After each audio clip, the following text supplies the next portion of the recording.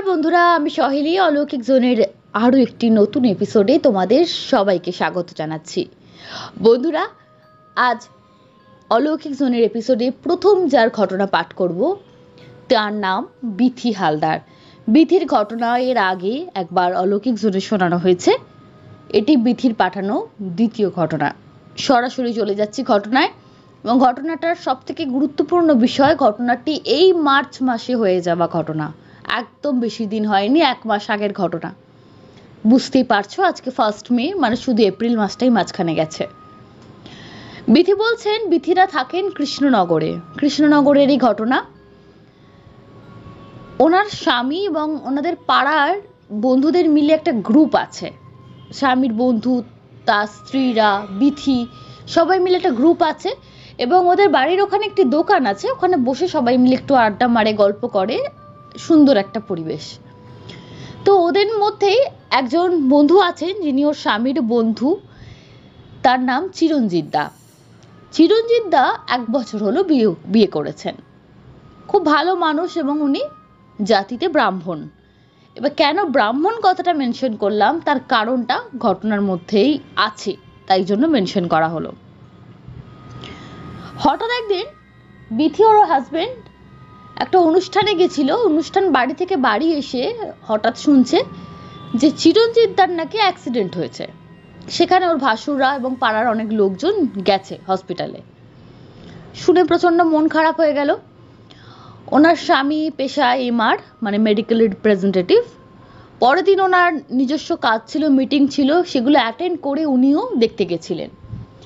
দেখতে গিয়ে একটা অদ্ভুত জিনিস চোখে পড়েছিল সবার, ওনার হাজবেন্ড বলে না, প্রত্যেকে যারা গেছিল। সেটা কি না, অ্যাক্সিডেন্ট হয়েছে, হাতে পায়ে লেগেছে, প্রচণ্ড অসুস্থ, নাকের হাড় ভেঙে গেছে, কিন্তু অদ্ভুতভাবে মানে ছটফট করছে আর প্রলাপ বকছে, আর মুখে একটাই কথা, বল্টু সরে যা, বল্টু সরে যা।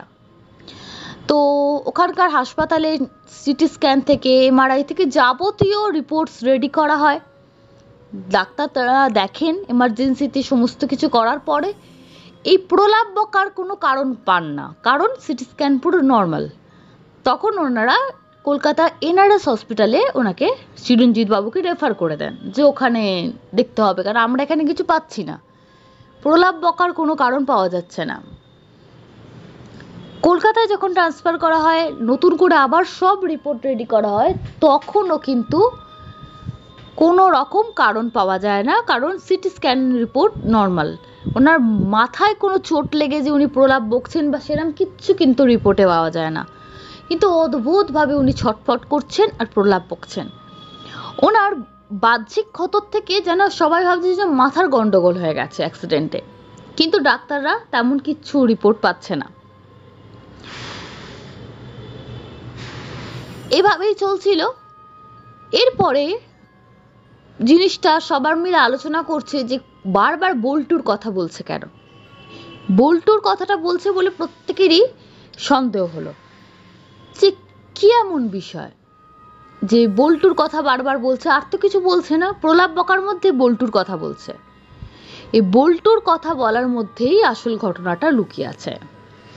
তো উনি একটা জিনিস বলেছেন যেটা আমি প্রথমবার শুনলাম। বিথি বলছেন যে বিয়ের 1 বছর অনেক পরিবারে অনেক কিছু নিয়ম থাকে, অনেকে আছে শ্রাদ্ধ বাড়ি যায় না, অনেকে অনেক কিছু করে না, অনেকে কালো রঙের পোশাক পরে না, বিশেষ করে মেয়েদের ক্ষেত্রে কালো রঙের পোশাক, কালো টিপ, এগুলো একদম পরতে দেওয়া হয় না। এগুলো আমরা বরাবরই শুনে এসেছি।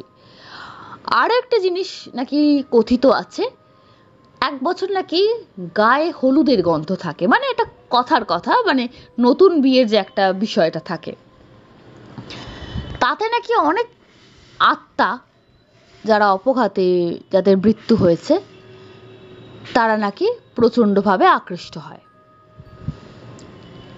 এই বিষয়টাতে ঘটনাটা কি হয়েছিল, সেদিনকে চিরঞ্জিত বাবু, যেদিনকে ওনার অ্যাক্সিডেন্ট হয়, উনি সেদিনকে আসছিলেন একটা, ওনার ওয়াইফ, নতুন বিয়ে হয়েছে প্রথমেই বলেছি, ওনার ওয়াইফকে নিয়ে আসছিলেন একটা তার আরও একটি বন্ধুর অ্যানিভার্সারি থেকে। ওয়াইফকে নিয়ে এসেছেন, ওয়াইফকে বাড়িতে রেখে দিয়ে গেছেন, মানে রাত্রিবেলা, তখন অলরেডি 9টা বেজে গেছে। তারপর ওনার কি মনে হয়েছে উনি ওই রাস্তা দিয়ে হয়তো কিছু ফেলে এসেছিলেন বা কিছু, সেই কারণটা জানা যায়নি, উনি আবার তার বাড়িতে গেছেন। এবার উনি যখন ফিরছেন একা, তখন অলরেডি অনেক রাত হয়ে গেছে। কৃষ্ণনগরের সার্কিট হাউসের ওখানে রাস্তাটা দিয়ে উনি ফিরছিলেন শর্টকাটে। রাস্তাটা নাকি প্রচণ্ড অন্ধকার থাকে, খুব নিস্তব্ধ, মাঝে মধ্যে দু একটা লাইট থাকলেও নিস্তব্ধটা মারাত্মক, একদম নিশুতি রাস্তা, মানে নিশুতি রাতে যেন যে কোনো মানুষই ভয় পাবে এরকম একটা পরিবেশ ওখানকার। সেই জায়গায় বেশ কিছুদিন আগে একটি অল্প বয়সী ছেলে ড্রিঙ্ক করে গাড়ি চালাতে গিয়ে বাইক অ্যাক্সিডেন্ট করে মারা গেছে। তো সেই জায়গাটায় অ্যাক্সিডেন্ট হয় এবং জায়গাটা একটু হন্টেড হয়ে গেছে আর কি। তো ওইখানেই দাদা অ্যাক্সিডেন্ট করেন।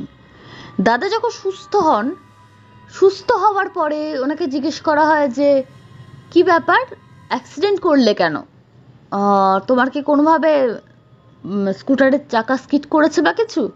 উনি বললেন না, আমি যখন ওখান থেকে পাস করছিলাম আমার মনে হলো আমার বাইকের পেছনে কে বসে আছে। বলে কে? আমি বল্টুকে দেখলাম। বল্টু শুধু দেখলাম না, বল্টু মুখ বাড়িয়ে বলছে, চিরঞ্জিতা চল, একটু তাড়াতাড়ি চল, আমাকে পৌঁছে দিবি বাড়িতে, বাড়ি পৌঁছে দিয়ে তুই বাড়ি যাবি, এরকম কথা বলছে সে।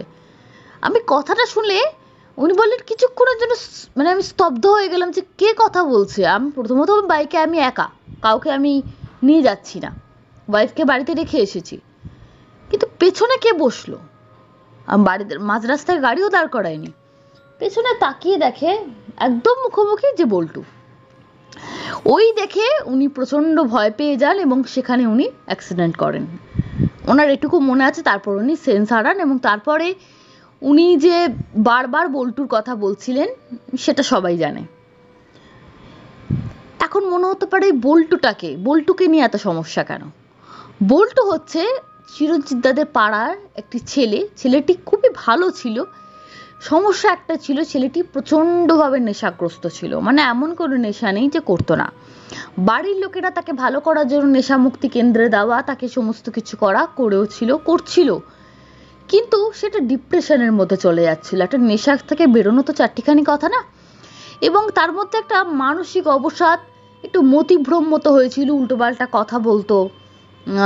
এবং একটা দিন চিরঞ্জিতার বিয়ের পরপরই ছেলেটি সুইসাইড করে, ওই মানসিক হতাশা থেকে বা নেশা মুক্তি, ওই নেশার জিনিস পাচ্ছে না, যে কোনো কারণেই হোক সে সুইসাইড করে।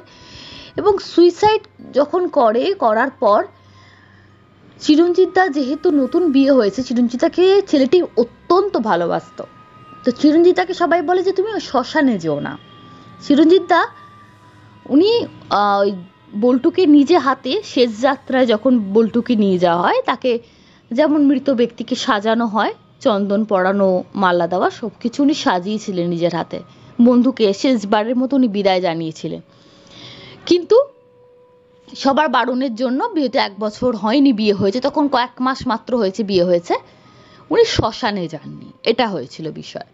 কিন্তু ওনার মনের মধ্যে একটা ইচ্ছা ছিল যে একদিকে সংস্কার, একদিকে বন্ধুর প্রতি শেষ দেখার টান, সমস্ত কিছুকে করে সংস্কারটাই উনি মেনে নিয়েছিলেন। তবে বল্টুর শ্রাদ্ধর দিন, শ্রাদ্ধের কোনো অনুষ্ঠানে উনি পার্টিসিপেট করেননি ডাইরেক্টভাবে, মানে অ্যাজ এ পুরোহিত হিসাবে কিছু উনি করেননি, কিন্তু উনি চণ্ডী পাঠ করেছিলেন।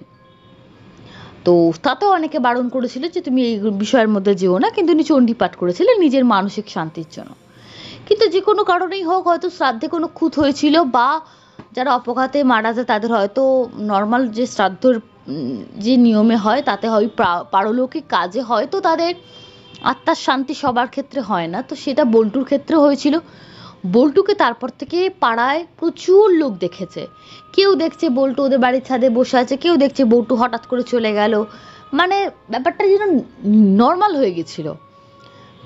তারপরে সবাই মিলে সিদ্ধান্ত নেয় যে না, বল্টুর আত্মার মুক্তির জন্য আলাদা কোনো ব্যবস্থা করতে হবে। সাধ্য শান্তিতে কোনো তেমন কাজ হয়নি, প্রায় কাউকে না কাউকে দেখা দিত। তো বিষয়টা চলছিল, সবাই ভয়ও পাচ্ছিল, একটা পাড়ার মধ্যে ভীতি ব্যাপারটা তৈরি হয়েছিল। তো এর মধ্যেই চিরঞ্জিতদার এই অ্যাক্সিডেন্ট হয়ে যাওয়া, তারপর ওনার বল্টুকে দেখা, প্রলাপ বকা, এত বড় অসুস্থতা, যেখানে ওনার নতুন বিয়ে হয়েছে, মানে জীবনহানির মতন অবস্থা হয়ে গেছিল ওনার। উনি সুস্থ হবার পর আর কেউ কোনো দেরি করেনি, পাড়ার লোকেরা মিলে সবাই ওর পিণ্ডদানের ব্যবস্থা করে এবং এই মার্চ মাসে ওর পিণ্ডদান করা হয়েছে, মার্চের শেষেই। তো কিছুদিন আগের এই ঘটনা, বেশি দিন হয়নি বন্ধুরা, বুঝতেই পারছো 1 মাস আগের ঘটনা। তোমাদের কেমন লাগলো অবশ্যই জানিও। আর বিথি, তোমাকে অসংখ্য ধন্যবাদ অলৌকিক সোনি ঘটনা শেয়ার করার জন্য। এইভাবেই সঙ্গে থেকো। চলে যাচ্ছি আজকের দ্বিতীয় ঘটনায়।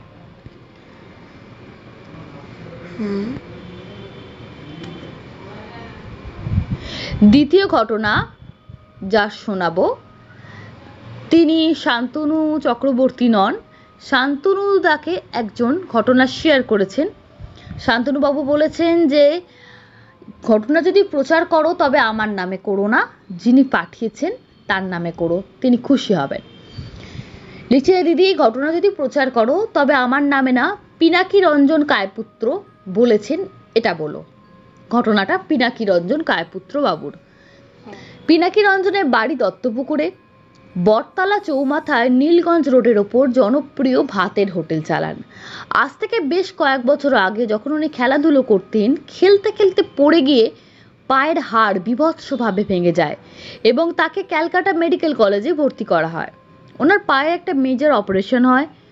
330 নম্বর বেডে উনি ছিলেন। একদিন রাত 12টা নাগাদ তার ঘুম ভেঙে যায় এবং একটা তন্দ্রা ভাব ছিল। তখন তিনি শুনলেন অক্সিজেন সিলিন্ডার নিয়ে যাবার শব্দ।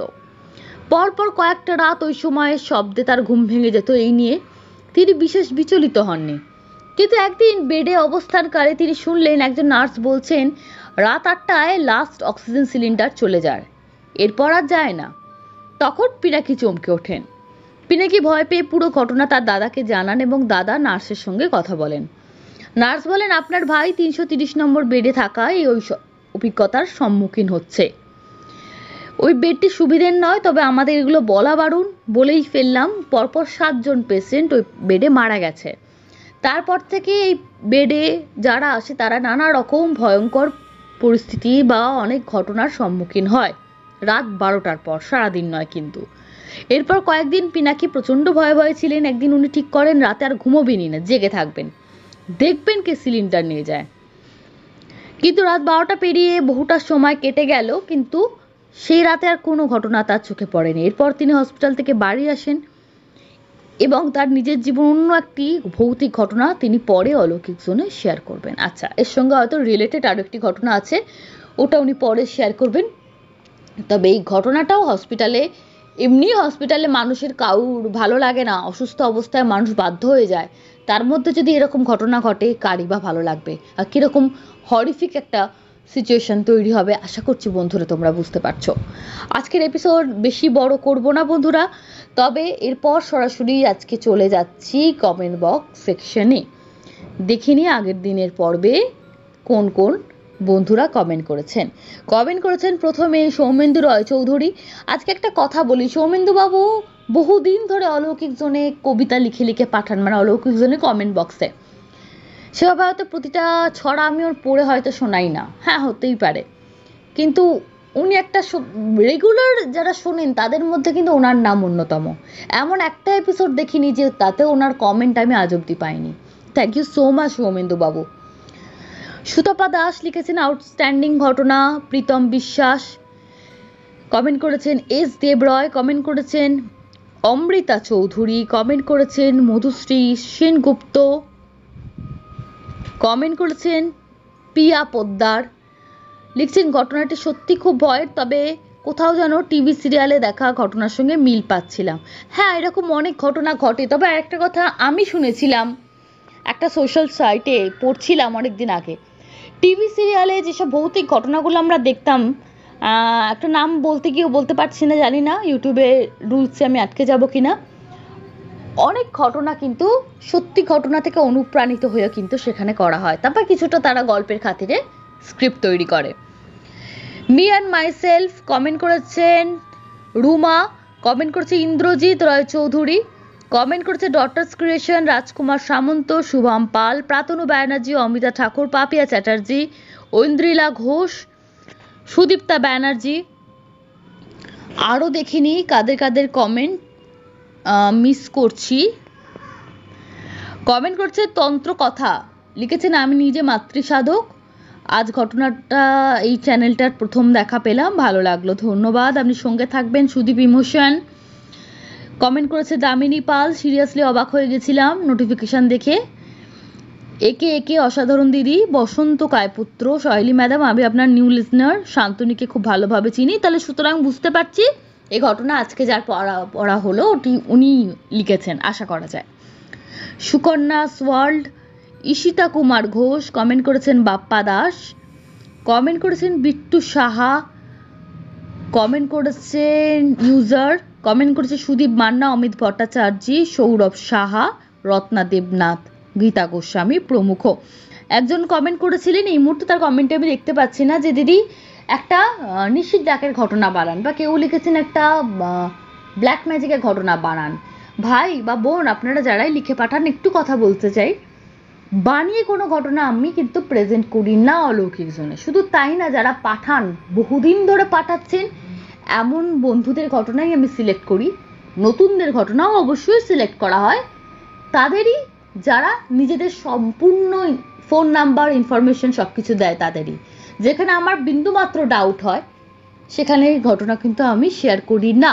তারপরও কিন্তু অনেকবার অনেক রিপিট ঘটনা অলৌকিক জোনে এসেছে, হয়তো ভবিষ্যতেও আসবে, এটা আমি স্বীকার করছি। থ্যাংক ইউ সো মাচ প্রত্যেককে।